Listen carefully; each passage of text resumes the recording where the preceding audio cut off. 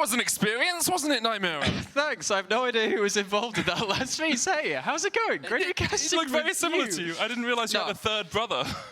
Yeah, I thought that was meant to be Vetty. Oh, okay, that makes sense. Anyway, it's great to be here. I'm Medic. I'm joined by Nymaera for the first series of the day. We're into the meat and potatoes, the action end of the LEC playoffs as we get into our final best of threes with the best of five starting on Monday. And we have yet to see anything more than 2 games. So I'm personally hoping we get to dip a little bit deeper into the series and start to stretch some of these champion pools. We've been saying that the entirety of the playoffs so far. And I think particularly with our matchups today, I think we're getting to the point where the knife fights are going to get really bloody, and hopefully, fingers crossed, we'll get a little bit deeper into it. I think with Carzzy and Hylissang on the Rift, you're always likely to have some bloody knife fights. Hylissang, yes, as we've learned. Hylissang, yeah. True. You never know what's going on in his mind.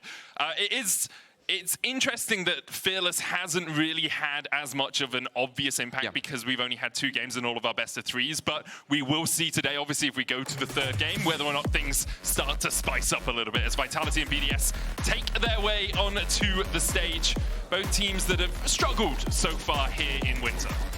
One of them has to come out victorious here, though. Winner goes on to face Fnatic on this side of the bracket, and that will be an uphill battle. So the real goal today for both these teams is to prove that they are not just good enough to beat these struggling opponents, but to be better than that, and show us that they can go further in the bracket. Yeah, Fnatic are broken now, man. They lost to G2, the mental's gone. It's the start of the end for all the Fnatic fans. We'll see how well they can play tomorrow as they do face the winner of this series and another best of 3, but we have to get through this series first, and then obviously the games later today. Is there anything that you think as we get into the first draft that these teams are going to be prioritizing? I know Kalista has kind of risen up to the fore. That's definitely a pick which we have to keep an eye on, because regular season, I did not like LEC Kalista. Playoffs round 1 Kalista, I do not want to see that played now, because that just ruins games. It was so powerful for the teams which ended up playing that. The other stuff I think is a little bit more nameplates on. BDS have shown really good ability to play through their triple poke comps. Nidalee or Zyra, long-range AP jungle, Jace and Varus. They know how to win with that kind of competition. Movistar Koi, though, they kind of showed the blueprint and say, well, we've banned the Nidalee, first pick the Zyra, and that Zyra's not available because of Fearless beyond that point. That seemed really effective, and I wonder whether Vitality will take a leaf out of that. But, well, there's Nidalee. A little bit of that for so far. No real surprises there from Vitality. They don't want to give away that ability to have the triple poke for BDS with the AP jungles, and then we'll see if they ban the Zyra or if they look to pick it up themselves. We did talk a little bit about Kalista. Neither of these AD carries have actually brought it out yet, but it's obviously quite often banned. There's the Skarner banned as well from BDS, so they are just looking towards the more conventionally strong junglers at the moment. If you're on red side, you ban Skarner. I don't care what patch it is, that champion should not be allowed onto the Rift. What else are we going to see? Are we going to see the Kalista banned away on red side? Do BDS feel like that needs to be taken away? The Mel away from Carzzy as well, not away from Carzzy, away from BDS by the side of Vitality. That champion, not necessarily the highest pick ban, but when it's found in a very good place in the draft, very few things can win it away like that champion does. It's interesting that in solo queue she has the highest negative pick ban rate. I saw this! It's like, if you ban her, you're actually harming your team because she's on the enemy team. It's better for you. I really like interesting stats like that. By the way, banning things are normally a good thing. Not this, don't ban this, unless your team is trying to play it, in which case great idea to ban away the Mel. I figure, the negative thing is when you ban your teammate's champion, that's when it tends to go off the rails a little bit. They don't tend to enjoy that. I'm just trying to save them from themselves, you know. Oh yeah, you really know better than them. Maokai and Aurora, the next 2 bans. There's the Zyra taken away by BDS, so they don't want either of these teams playing a long-range AP jungle. And what happens here is BDS maybe were afraid of the first pick Zyra because they wouldn't be able to play it in another game of the series too. So that potentially opens up for a future game for BDS if they have side choice. So what's left through? We have stuff like Jace, Jax, Cassante, of course, very powerful too, but it's going to be the Azir, something that Nuke has put a lot of time into, and he's such an important player for BDS. Denying any of that comfort from Nuke, a good thing for me. And immediately Ambessa and Corki locked in straight away for BDS. Corki obviously can go mid, can go bot. We've seen both Nuke and Ice bring it out so far. If you're going to play it mid, you kind of want an AP jungler, and we've already talked about how few AP junglers there are, a few of the obvious ones. Lilia, the only one that really springs to mind as a reserve now. And, you know, maybe in another patch we would have said, oh, we get a Ziggs bot lane. I think it's only Super that's played that in the LEC, so some of your other magic damage from other sources makes it a little bit harder to flex around on that point. So this is now separating out the Ambessa and the Vi, both of them together. That's a bit of a no-no. They both point and click on you, and you are removed from existence. Don't go into that. Yeah. We'll see where Vitality want to go in the top lane into that Ambessa. there's a few options. Ivan's obviously not going to get picked in. They've already got the Vi, so you could look for things like the Warwick. You could also go towards the K'Sante if you just want a neutralizing matchup in the top lane. Nato has played K'Sante a couple of times already and has won one and lost one. So it's look, everyone's done their time on K'Sante. It's the rule of the meta right now. And the way I like to see the K'Sante Ambessa matchup is, yes, you can get some interaction between the two champions. Typically, though, they play towards their composition rather than towards the lane because it's not enough of a difference between the champions to make a game-breaking difference in that way. So you have pretty good engage, pretty good frontline from Vitality. Feels like this is kind of evergreen. All of these champions can react to whatever the heck is dropped into bot lane beyond this point. Not too commonly that we see both the support and AD carry falling to the second phase, true. so we're going to get a couple of bans coming out from BDS here. They can just keep their mid laner as an option, move that Corki down towards bot, and then have a powerful AP mid for their lineup. Vitality are locked into the, well, we assume they're locked into the Azir going mid and the K'Sante going top.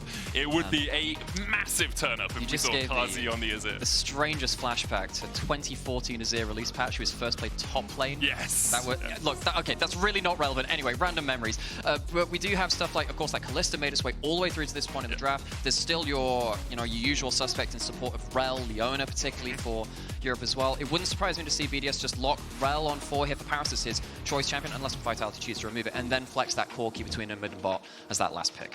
That wouldn't surprise me either. Things like the Braum as well are on my mind. Into Sejuani is quite nice. Into Ambessa as well. You can see her is where she jumps in. The Corki rockets become a little bit less powerful as the game goes on. So I wouldn't mind a Braum from Hylissang. It's a champion that he tends to be a little bit more reserved on, although we have seen him flash Winter's bites on it from time to time as well. Again, this guy, reserved has been removed from his vocabulary somewhat this split. The Rel band away, we did say that would be the obvious lock-in for BDS. If they're still looking for a support, I think, first and foremost. I think they really want to make sure that they know what bot lane they're going into. We saw round 1 of players actually, bot difference was a huge thing. You get an early lead in a bot lane, tends to stick that way, tends to snowball. So giving yourself the best platform with a counter pick in that AD carry role could potentially be very, very big. And so what are your options? You could go Renato and look for disengage. True. Oh, Viktor is going to be the pick. So it's Corki in bot lane, Viktor in mid. We assume, of course, Viktor can be flexed down towards the bot side, but then you have so much physical damage top side of the map that it doesn't really work. I wouldn't mind a Renato final pick. BDS will probably see what Vitality decide to do and then play into it, but you have a bit of poke, you've got some range. Renato as well will stop some of the engage coming out from the Vi and from the Azir as he's trying to shuffle in as well. If you see one more melee diver, I think that's the green light. I think that's the green light at that point. So let's see what Carzzy and Hilly have got for us. Ezreal Leona, pretty good duo here. Allows you to play through very strong laning phase because Ezreal burns the sunlight of Leona very, very effectively. We'll see whether Hilly's feeling like that one. But of course, as you said, that would open up towards a Braum on the other side, so maybe they take the Braum way to stop the melee support counter coming through. Yeah, I think that, as you say, the Leona gives you good engage, and it gives you great follow-up as well. With the Vi going in, you've already got someone locked down, so you can just put the Solar Flare on top of it. The Braum gives you a little bit more disengage. We talked about its power into Glacial Prison, into the Ambessa as well, but it will be the Leona in the end. BDS are looking towards the Rakan. A bit of follow-up engage. I think Rakan works best when you have someone to initiate for you, and then you follow up with the quickness, especially after, he's not released Rakan anymore. You can't just quickness flash W straight on top of someone's face. It's not quite as strong as it once was. The 2-screen engage, what a time that was. Strong enough in lane as well. In the past, Rakan was countered by Leona. I don't really think that's the case now, ever since they changed his Q healing. So that'll be some pressure there. You can follow up, as you're rightfully saying, with the champions, like the Sejuani. The Ambessa can do the same. I think that there is a lot of responsibility on 113 choosing the right fight so the rest of the supporting cast can follow onto his damage. So eyes on 113, on that Sejuani to force out the right fights. On the other side, I really want to see how this Vitality bot lane is going to do. When they fell behind against KC, it did not look pretty. If they can get themselves an even starting point, though, we know they can be very creative, and Carzzy's had a heck of a split. I also think it's a hard lane to fall behind on, I'll be honest. Like, the Rakan can engage on the Leona, but Eclipse is such a powerful self-defense tool. The Corki can go in as well, but the Leona should just be able to walk out. If the Ezreal ever gets caught, Carzzy is inting. I'm going to be honest, like, if you can't arcane shift away from Rakan, you heard it here first. are struggling. So overall, even if Vitality do not manage to get advantages in bot lane, they shouldn't be falling too far behind, especially since now I see that Carzzy is going cleanse on this Ezreal as well for the Glacial Prison later on, for the public execution, so you can get away from some of that CC. So both teams have range, both teams have engage. It feels like both of them have similar tools to play out the team fights later on, which is great for me. Hopefully that means it's down to execution. We get to see a difference between player skill and mechanics on the Rift. I mean, that's the hope always. I find like you never really want to have a massive draft gap going into a game, but for both these teams, it is do or die. It is a best of 3 fighting for your lives in the LEC, fighting for that LEC Winter title, and alongside that, a spot in the First Stand tournament over in Korea later on. For now, though, get through the opponents in front of you, I think is the motto of the day. One step at a time. And there we are, taking our one step onto the Rift. Multiple, even. Slowly meandering our way out. Looks like it's just going to be a traditional line of scrimmage between these two teams to kick us off. Yeah, there's no obvious lane swap to escape a Kalista lane or something like that. The runes seem to be fairly obvious, all things said and done as well. So we might get ourselves some standard lanes, which given the amount of conversation we've had about lane swaps on every broadcast everywhere recently, I'm sure some people breathe a sigh of relief. I'm sure a lot of people do, and obviously the changes that we see coming onto PBE for the lane swaps haven't come onto the Rift. Yeah. We're still playing on patch S1.3. 15.3 or 25.3, depending on however you want to use, whatever nomenclature you're using. I think it's now switched over to 25.3. Okay, that's what it's not 25.S1.3? No, this just reminds me of like final/_/release this time. Anyway, we are still playing on that patch. We will be for the entirety of playoffs. So the patch that came out this week for solo queue isn't currently in effect, so we'll still see all of the picks that we saw last week. As you say, standard lanes seems to be the name of the game. Hylissang and Carzzy working their way down towards bot lane here. They do have a little bit of poke, but as you said earlier, Gleaming Quill changes with the extra healing you get off it now. It makes it a lot easier for the Rakan to actually sustain up in lanes like this. I think both these bot lanes is a really good place to start, right? Because we have Carzzy and Hylissang who have been the engine room for this team when they've been doing fairly well, and particularly with a player like Carzzy who's had a really good split. This guy's had a really good split, and hopefully if they do walk away with a more stable laning phase, as we alluded to in the draft, that can mean a lot. I think you can make the same argument for someone like Parus on the other side too, who's had some more inconsistent games. So that's a real point of importance in this game. I 100% agree. I think Parus has underwhelmed me compared to where I thought he would be as a support this split. Like he came out of the OLs, he was dominating. Him and Skumond were the two players that you looked at and you said, these are the next big thing that are going to come up. You see him getting stunned up a little bit here. Hylissang tanking a tower shot as he went in with the Zenith play. But Parus has a lot to prove, but he has the skill to prove it. And on this, we can't actually all-time 73% win rate over the 11 games he's played. Yeah, I remember a lot of his time down the URLs from various different rosters and champions has played through it. It's really hard to step up, though, to the LEC. It's always a constant question we have of our rookies. I think with that in mind, actually, I think Czajek's done pretty well for himself, given that his expectations, I think, were considerably lower. He's had some incredible games. Potential gank coming in topside, 1-1-3, what do you got? Skipped his entire topside for this. He knew the wave was pushing in. Naak trying to flash away. He's going to get locked up. Permafrost stuns him. And there is First Blood. BDS secure it. 1-1-3 makes an early impact in topside. Gets the flash out of Naak too, so that's a big problem there. Relevant and 1-1-3 both using their own flashes, but getting that early gold and getting some XP away from that Cassante, you will definitely take that. Also holding on to the permafrost until the Pathmaker had finished, right? You knew that Naak was going to try and avoid that CC, but overall really good play by BDS. The wave's still pushing into Irrelevant, so he's able to catch that, and First Blood over to the Sejuani is a nice little bonus. And while all this is happening, Lyncas not had that many options to do here. He's going towards a bot side scuttle. He's not going to be able to double scuttle. He's not going to be able to take camps away. So really well played from 1-1-3, who we did say, good amount of options from him and a lot of responsibility to get the game going. Lyncas now around bot side. Buzzy's low though, down to 100 HP. Does have the cleanse, no barrier for him. Lyncas comes in, lands the knock up onto Ice, who does still have that flash. Heal comes out, there's the cleanse as well. Ice and Parus able to survive the dive. Well, maybe they went for that 2v2 because they had their jungler there, but it looked really dicey for a second. Not really sure which team comes out the better of that. 2 summoners away from Ice and Parus, but Lyncas shows on bot side, and that means that 1-1-3 has a bit more free reign on top. Yeah, 1-1-3 because he skipped his topside jungle, though really only has the opportunity to go and clear it without being invaded, right? It is nice, you know that you're safe. I think you'll take that as a Sejuani. I agree, but I don't think it actually impacts the lanes too much. Yeah. Maybe Naak is a little bit more cautious about overstepping because his jungler is only now just coming out of base once again. But the wave goes in, so Naak should be okay here, especially with 1-1-3 going back to base himself. Okay, what's the next stuff to keep an eye on? Well, we have ourselves the Heralds, not Herald, Grubs. earlier than grubs spawning soon, and because of that, you want to start looking at the setup. What's going to help with that is little wards like this and this, which spot out the junglers and where they are across the map. We'll watch our bot lanes and see where they reset to as well in the next minute going up towards those grubs to see who's really approaching that with any intent. Yeah. I think as well, we talked about the 2v2 bot and who came out on top of it. Because Carzzy was able to hold on to his cleanse and his flash, he's a little bit safer if he's left alone by Hylissang. Doesn't look like that's what's going to happen. Hilly has come back down to make sure that Carzzy can just farm this wave. But Ezreal, already a very safe AD carry, is only bolstered by the fact that he has the cleanse and the flash as backups in case he does get caught. Yeah, man, it really does feel like the more time changes, the more it stays the same. You go back, you know, oh god, 12 years, Ezreal Corki bot lane. Oh god. We're always ever present, and somehow we're back here again. Look, I'm just disappointed they took away the package. That was one of the best double entendre moments for play-by-play. And now, what do we have left? You got Tom Kent, you know? That's about it. Not really sure I enjoyed the fact that carries then suddenly realized they had a Malphite ult, but with none of the HP of the Malphite. That was less nice. That was very fun to watch. Not very great when your AD carry was the one doing it. But at the moment, slightly for BDS because of that first blood. It does look like Hilly and Carzzy with the push in bot. We've already got a lane swap coming out from BDS, though. Parus has come to the mid, and Ice has already worked his way up towards top side. As we did say, watch those setups going up towards these grubs spawning. It is about their mid lane shove, gives you an easier entrance towards top side. As you said, Ice already in towards that top lane, which helps them. Carzzy doesn't really have that many combat stats, but he is an Ezreal. Let's see if he can land some more Qs before this comes through. Lyncas starts it up. 1-1-3 has his eye on them. 1-1-3 currently just hovering, seeing perhaps if he can steal one away. Looks like Carzzy and Hylissang were able to get the push in mid.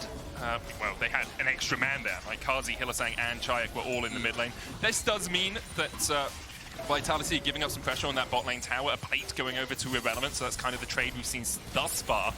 Now with Ice a little bit separated from the team, 1-1-3 going to try and land this smite, can't quite get it. The jump in by Parus though with a double knockup, pushed back by the Pathmaker, Gravity Well coming out as well by Nuke, and unable to catch Vitality inside it. So in the end, it's 3 grubs over to Vitality in exchange for a plate in the bot side. And it does feel like BDS did a little bit of Safari League of Legends there. They had a nice look at the wildlife, but they couldn't really interact with it that much. It was almost a really good combo, and that's a good wall. Irrelevant goes in with the public execution after being walled away. Doesn't tank another tower shot. I think if he had, Czajek may have been a little bit more aggressive, but with low mana, would have been hard for Czajek to actually put enough damage down. Okay, so ult for ult, not really much else to be done there. No teammates on the bottom side of the map either, so grand scheme of things, there's still 3 grubs to Vitality and not a great much else. Pretty traded over. And obviously losing 3 grubs is not ideal. We talk about feats of strength all the time. You don't want to be giving over those objectives, but 3 grubs does not a might spawn. So unless BDS start losing... That was so unnecessarily poetic. 3 grubs doth not a might spawn. What light through yonder bot lane breaks? By any other name is still good. Sweet. That's the Lion King right there. We're just gobbling up the grubs. Definitely, yeah. Yeah, we both went very, very British there for a moment. Apologies to any non-Shakespeareans in the audience who didn't quite get that. Irrelevant TP's up to the top lane as he's going to catch this wave. He has been the benefactor of a little bit of this previous sequence. Got the plate, obviously got the assist for first blood as well. So he's a very small amount ahead of Nato in the 1v1. And I think this is actually quite an important series for Irrelevant today. Irrelevant has not had a great playoffs history in his LEC career. You know, he's got this early start. He has one of the priority champions on the patch as well. His last series, he didn't really get to do that much. So I've got a lot of eyes on Irrelevant to show whether he can have a better showing today, especially given his history in Best of series. And especially given his history of how well he was performing last year. He was seen as one of the best top laners in the league. And although he doesn't have the best record, BDS do have a relatively good record from 2024. You can see, on average, they were 3rd place. They were the 3rd best team in the league, and now it really feels like they've taken a step back alongside Irrelevant taking a step back from the heights that they were at in 2024. It's a great example of you can't just plug and put in a better player, quote-unquote, individually per role and expect it to be a better team. There's a bunch of other moving parts in that, which you do have to be aware of. Definitely do. BDS with a slight gold lead in the early game here, about 700 gold ahead. Drake is up. Nuke has the push in mid. Bot lane is pushed in, but with it being a 2v1 down there right now, if 1-1-3 did decide to start up this dragon, it should be pretty easy for Ice and Parus to get prior themselves. He's doing it with his lane prior. Wow, he's got prior! Wow! Man, that 113 that Specialist Finn told us about earlier. Do you want to actually talk through why that is so important? Because you did talk about a pre-game or Detective Nymaera or whatever, Noir. I've never heard of him in my life. So one of the most interesting things that Finn was talking to me about players on both these teams, Hylissang on one side and 113 on the other, is how they approach objectives in very unorthodox ways at sometimes. Lyncas is currently behind the top lane, so we might have to cut off on that. Talk about that. Might not go looking for this. Does have that Q3 procced up. Irrelevant's going to dash away. And in the end, much ado about nothing. Yeah, so we managed to escape from that one. But yeah, particularly players like 113, he sometimes tries to call your bluff and say, well, yes, I shouldn't be taking this dragon, but if you don't have a ward directly on that, you can't confirm that I'm not. So he can sometimes sneak away things like that. I think he has been very good at finding some of those gaps. Of course, it's more visible when it fails, though, is the problem. And BDS have had no shortage of them, sadly. And look, and Hylissang's Hylissang. We know that we love him, and I really enjoy this player. We also know what comes with the territory, though. Yeah, it does, and I think it's easy to forgive Hylissang because we've seen so many years of the greats. I think this year, in my opinion, Hilly has been struggling more. We've seen more Hilly ints than Hylissang moments. And I'd like to see a little bit more reservation. Obviously, on something like a Leona, you do kind of have to go in, but we saw a good play from him here. He pushed up, he got a little bit of vision into the red side jungle, has now been cleared out, and now pushing up with his team rather than just being the one man standing at the grubs. The first grub, though, 113 is looking for this, will secure it. TP's coming in. BDS now have a man advantage as Czajek is down towards the bottom side, and we talked about the fact that 3 grubs do not a might make. And in the end, BDS, although they did lose those first 3 grubs, were able to even out the score. So, big thing here. I guess what you're trading for this is bot lane push. Azir has always been great at going into a side lane and just hitting turrets. He's always been very good at hitting turrets like that, especially once he builds up the Nash Juice, doesn't quite have that. So, you give up the grubs, but you use the grubs you already have to get Czajek into a slightly better position. I think actually Nuke and Czajek both definitely on champions which want that gold to scale up in towards that late game. So plates like this can help you get there quicker. 2 plates and a TP advantage as well, because Nuke TP'd up to the top side. Czajek still has his, so if Vitality want to make a play in the next few minutes and use that advantage, they can. Hilly's going to use the oracles here, locked up with the Glacial Prison, and Hylissang's dead. And that's well played by BDS. Hilly's just poking his nose in, seeing if there's something there. Lyncas jumping forward as well. I think he got the smite on the Gromp, so does manage to steal it away. Yeah, but BDS kind of cheated tempo a little bit. They just had an extra man sitting there. Czajek goes in. Puts down the... Okay, no. Oh, no, man. No. Czajek. He dashes forward. Permafrost's going to stun him up. 113 will take him out. Lyncas tries to save the day, but...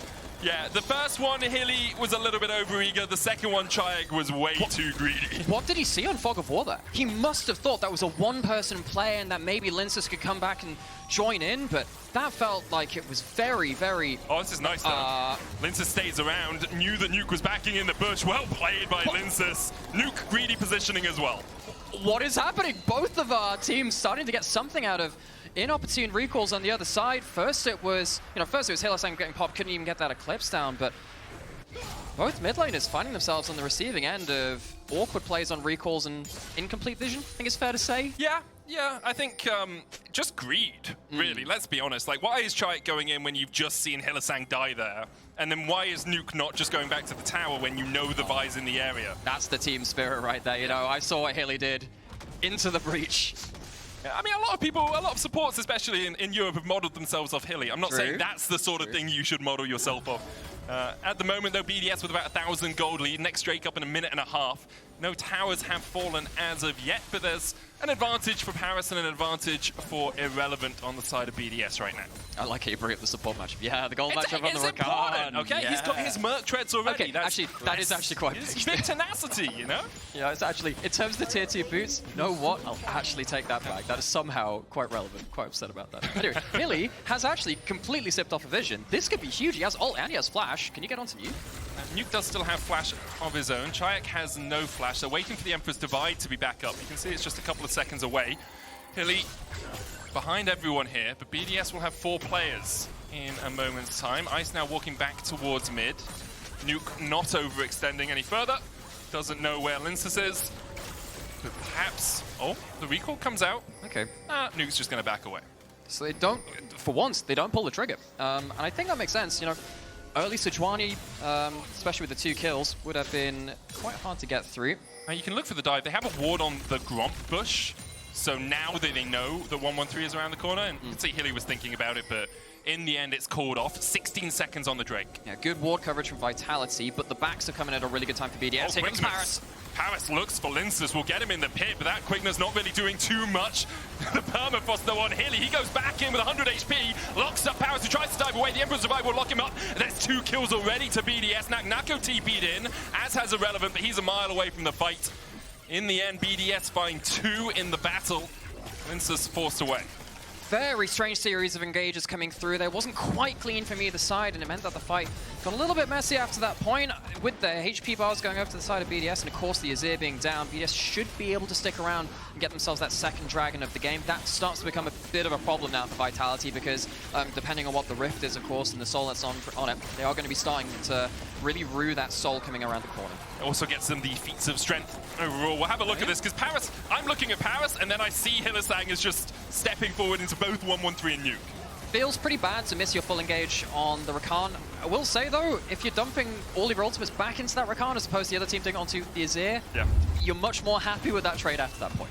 And in the end, Lyncas was distracted enough that he couldn't even get the cease and desist in, right? Like, so you don't have the follow-up for the Emperor's Divide that really you would want in that situation. Good start to this series and this game for BDS. Still yet to see a tower fall, but Irrelevant is looking to knock down the bot tier 1. Naako standing in his way at about a 3rd HP right now. There's always a possibility of a kill threat after you get the Eclipse on the Ambessa, but it is K'Sante, so pretty difficult to do. Yeah. It's really when you get around to 2 items that you start ignoring your lane opponent and you just show the fear of God to the other people on the Rift. Really, Lyncas having to flash out just before Herald. Hilly walks back in! Oh, Hilly has the flash here, but he's locked up, stunned up, flashes the wall, and there goes the Arcane Storm. Oh, Hilly. I don't understand what is happening here. They have the wards, they have the engage tools as well. They have all the information to approach these objectives, but they're giving up some real freebies. And, I mean, I wish we could say it happened less from Vitality, but this has become a bit of a hallmark for the team. Yeah, it's their problem is just how inconsistent they are as a lineup. And BDS's problem a bit this year has been how consistently mid they have been, right? But when when the opposing team is giving you kills like this, is giving you gold advantages like this, BDS are more than capable of shutting you out of the game with this sort of advantage. And I think particularly BDS are very comfortable when you have, you know, this kind of scoreline on their mid laner. As soon as Nuke gets on the board, worth noting, every single win in the regular season that BDS had, Nuke was the MVP. It was, I believe, 4 wins. So I agree with you that that is a stat. I disagree that it has any relevance. Because all it means is when BDS win, Nuke is their most popular player, and we put him on the vote. That's all that means. I think what it also means as well is that he's given the resources of the late game scaling carries like the Viktor and doing a lot of damage. I 100% agree with that. I just don't think him getting MVP means that. I think he has done that, and he has got MVP as 2 separate. I love how passionate you are about stats. I'm similarly passionate about stats. I'm trying to give the winning angle here for BDS, Aaron. I agree with you. I think Nuke has had a really good performance. I think he's been BDS's best player. It's just about, you know, making sure that we give credit where it's due, as Czajek is able to dodge away from 113. Credit to him, escaping the possibility of a glacial prison. But right now, BDS very much in the driver's seat. 2 minutes before the Cloud Drake that signifies the Cloud Soul. They still have a Rift Herald as well if they want to try and crack the mid-tier 1. They have a big advantage in the top lane, almost 1,000 gold right now for Irrelevant. A big advantage in the mid lane as well. With that Blackfire Torch already complete for Nuke, he's on his way to the Leandries. So, yeah, objectives a little while in coming up now. A big thing that's going to happen around this point in the map now is because we have an Azir, we have an Ezreal, we have a Viktor, we have a Corki, there is so much wave clear.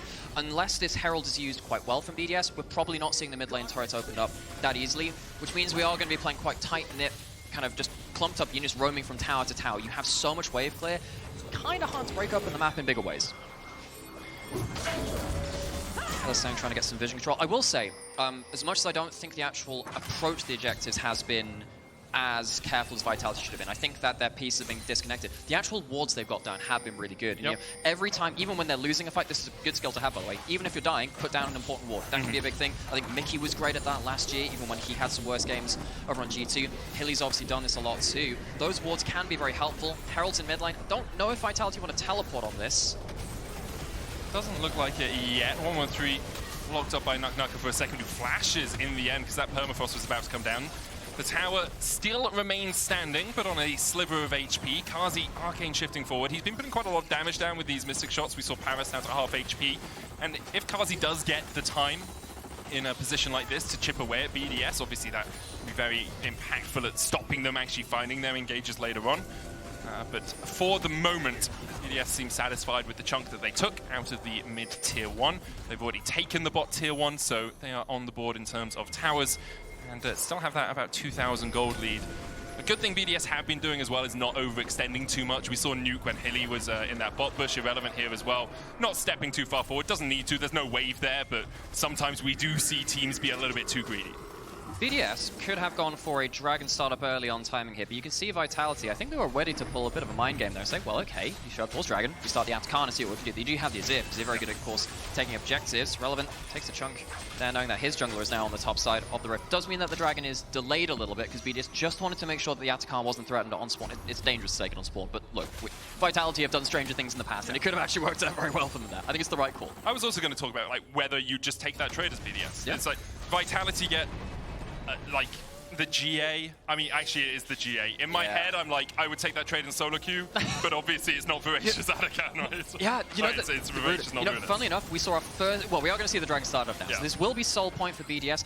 They are setting up vision for the Atakan. Now, as we said, Azir takes this objective pretty well. Irrelevant on 2 items, though. With the Shred from Atakan, he might be able to ward them off by himself. You need to be a little bit careful here, Vitality. Nuke has TP as well. Ice is going to be left behind. Solar Flat flashed away by Irrelevant. That Atakan is down to 8,000 HP.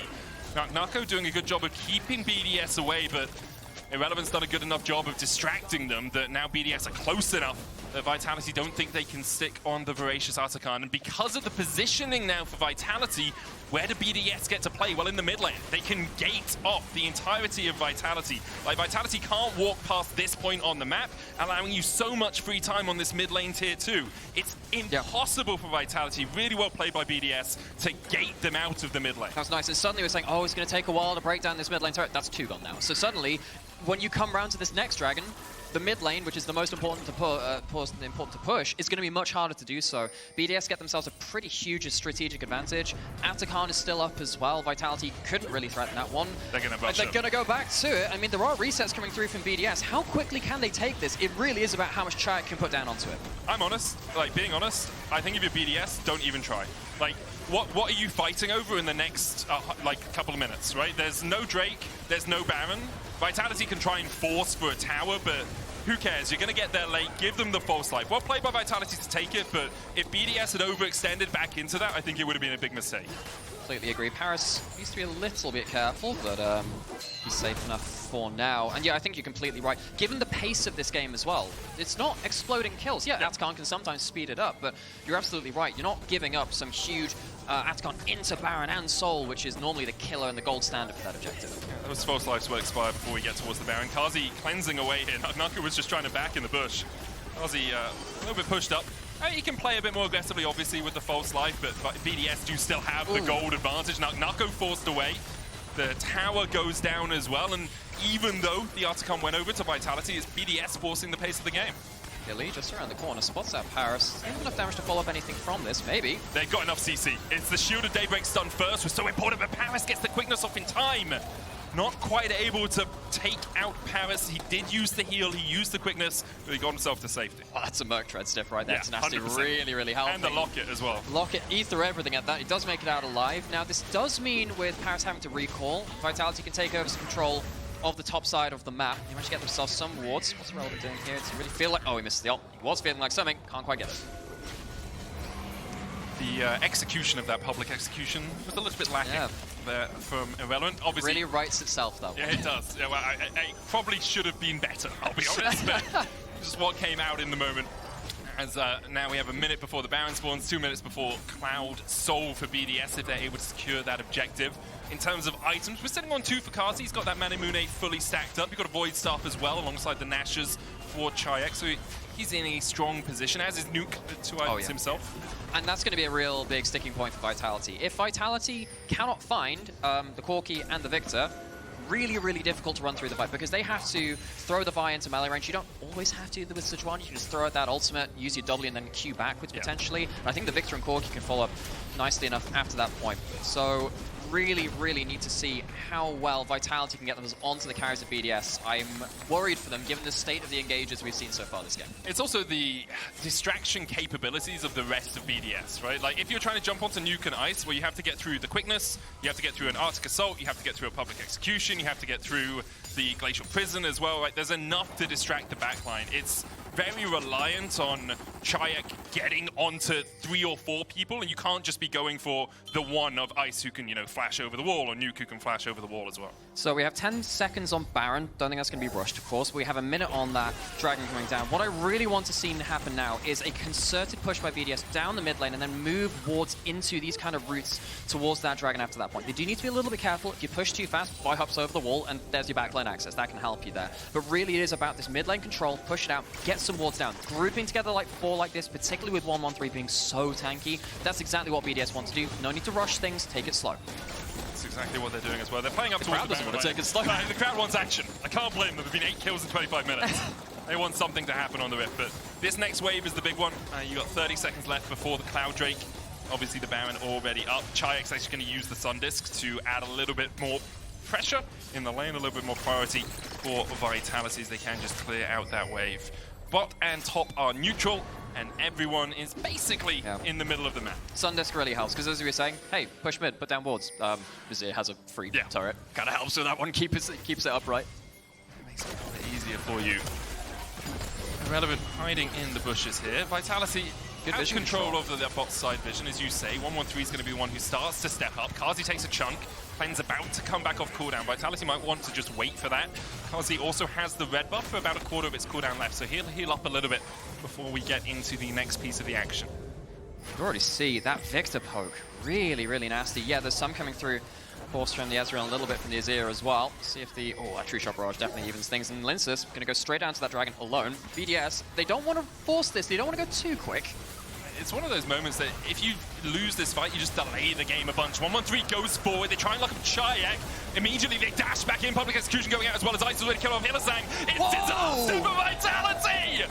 Look at the storm, baby! It's a tempest from Nuke as BDS just absolutely wipe away Vitality at the Cloud Drake. Awesome inclement weather down in the bot side.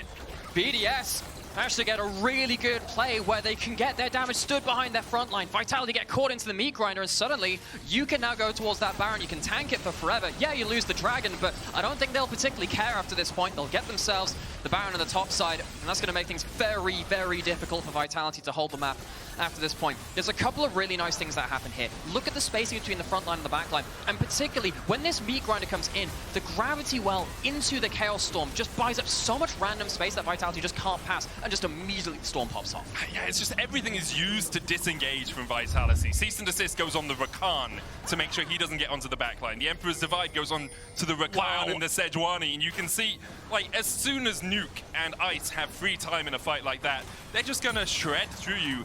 Mathematically, is that more damage from Nuke than the entirety of Vitality? I think it was close. I didn't have enough time to check, but it's a big number. Yeah. That is the biggest number gaming right there. That's like when you load out of the ARAM and you've got like 4,000 like damage a minute, and you're like, I did good this game. Good job, me. I'm happy with that damage, and it's only going to get better from that.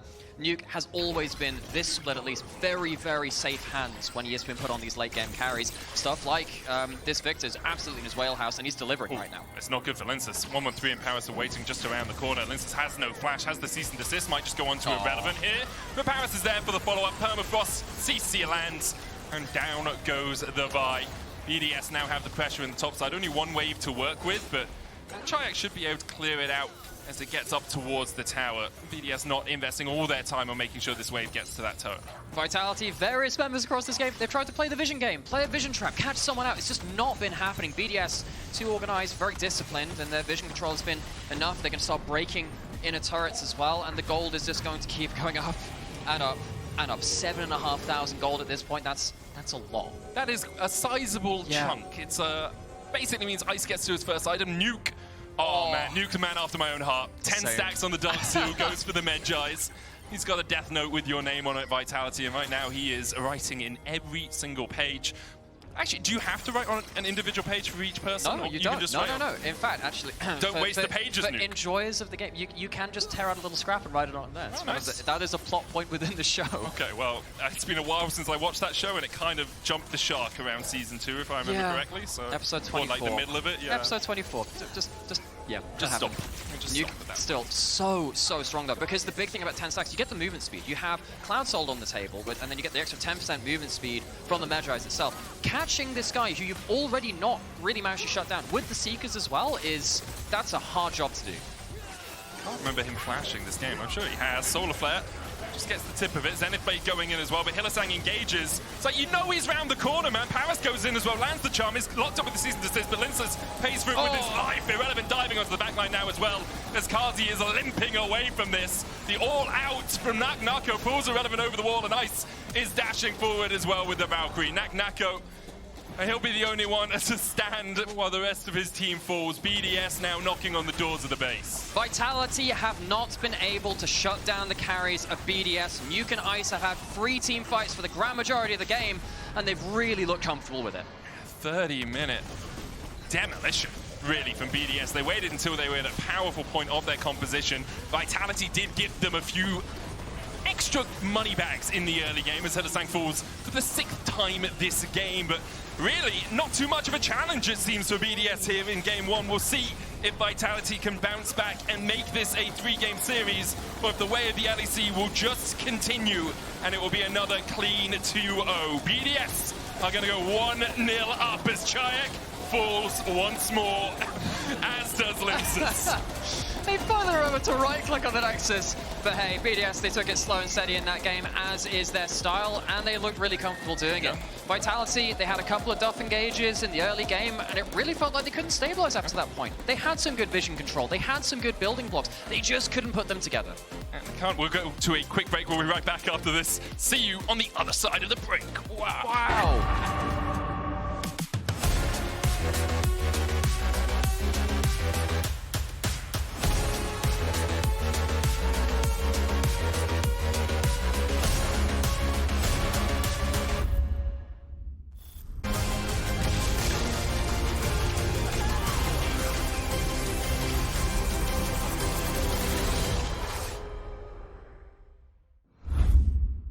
He doesn't like that. Look at him, he's a good boy, but he don't like that. Maybe we could play some A rounds or something like that. I mean, this is map, right? New tower, new objective.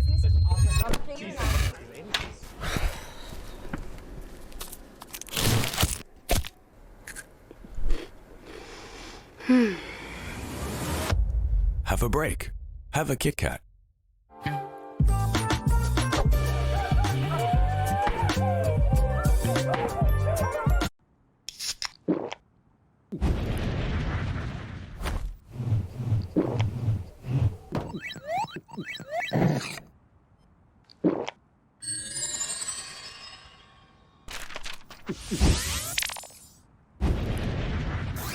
Red Bull gives you wings.